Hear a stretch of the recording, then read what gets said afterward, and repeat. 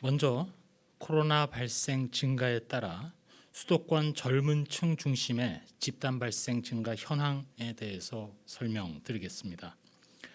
최근 수도권에서 특별히 젊은 연령층에 해당하는 분들이 주로 이용하는 주점 등을 중심으로 해서 전파가 증가하고 있습니다.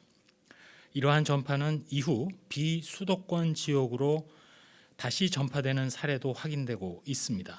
결국 이를 통해서 전국적인 확산 가능성이 높은 상황입니다. 상대적으로 젊은 연령층의 분들은 백신 미접종 비율이 매우 높습니다. 이런 상황에서 음식을 섭취할 때 실내에서는 마스크를 벗는 상황이 맞물려지기 때문에 이러한 행동이 일어나는 장소, 즉 주점, 음식점, 카페 등에서 집단 감염이 발생하고 있습니다. 7월 2일 0시를 기준으로 최근 발생한 서울 마포구 홍대 펍 사례의 경우 방문자 중 확진자가 발생한 이후 접촉자를 추적 조사한 결과 이용자 등 관련 환자가 총 53명이나 발견되었습니다.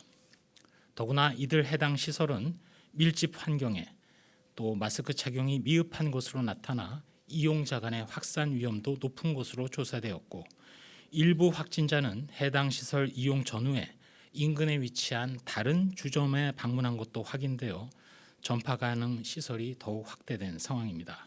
실제로 조사 결과 일부 확진자가 소속된 직장인 경기도의 영어 학원 및 비수도권에 위치한 주점 등을 통해서 추가 전파도 확인된 바 있습니다.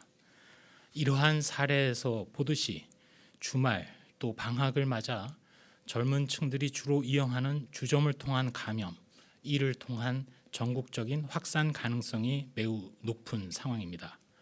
당장 이번 주말을 포함해서 향후 2주 동안 각종 유흥시설, 즉 펍, 바, 감성주점, 클럽 등의 이용 자제와 함께 이들 시설 관계자는 방문자 증상 체크, 방명록 관리, 주기적인 환기를 철저히 실시해 줄 것을 당부드립니다.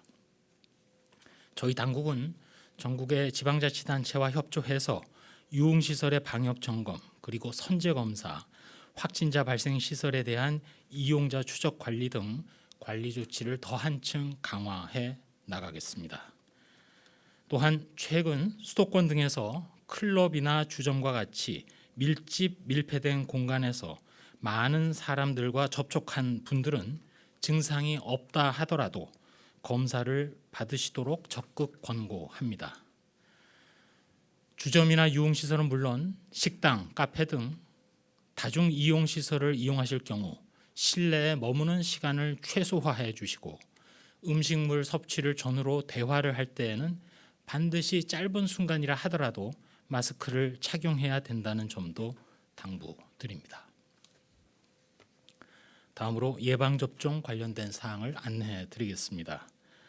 오는 7월 8일부터 75세 이상 어르신 및 노인시설 예방접종 대상자에 대한 관리가 개인, 가족 책임하에 개별로 예약 후에 접종하는 방법으로 전환됩니다. 이제까지는 지난 4월 1일부터 75세 이상 어르신을 대상으로 지방자치단체의 읍면동, 시군구에서 직접 대상자를 조사하고 예약 접수를 실시하는 등 지원을 해왔는데 이 방식은 7월 6일까지로 종료됩니다. 다만 말씀드린 대로 7월 8일부터는 개별 예약을 통해서 75세 이상 어르신 등은 고위험 감염 취약 대상이기 때문에 개별적으로 예방접종 센터의 현장 예약 또는 지자체의 콜센터 등 전화 예약 후에 접종하실 수 있는 기회를 계속 가지시게 됩니다.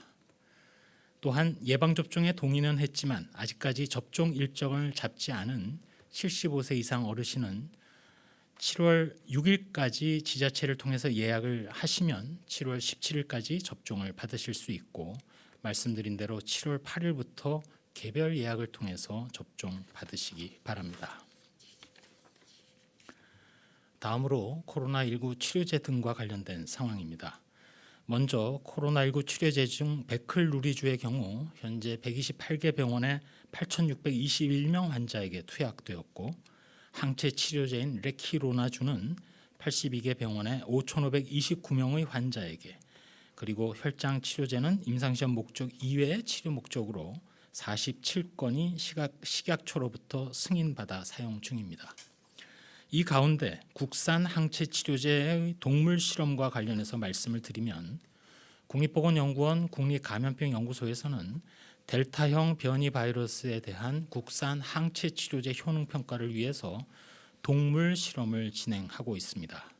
이에 따른 치사율이라든지 바이러스 검출 양상 등을 분석하여 결과가 나오는 대로 말씀드리도록 하겠습니다. 저희 국립감염병연구소에서는 민관 협력을 통해서 전 세계에서 발생하고 있는 다양한 변이 바이러스에 대해 효과를 가지는 광범위 효능을 가진 항체 치료제를 개발하고 있습니다.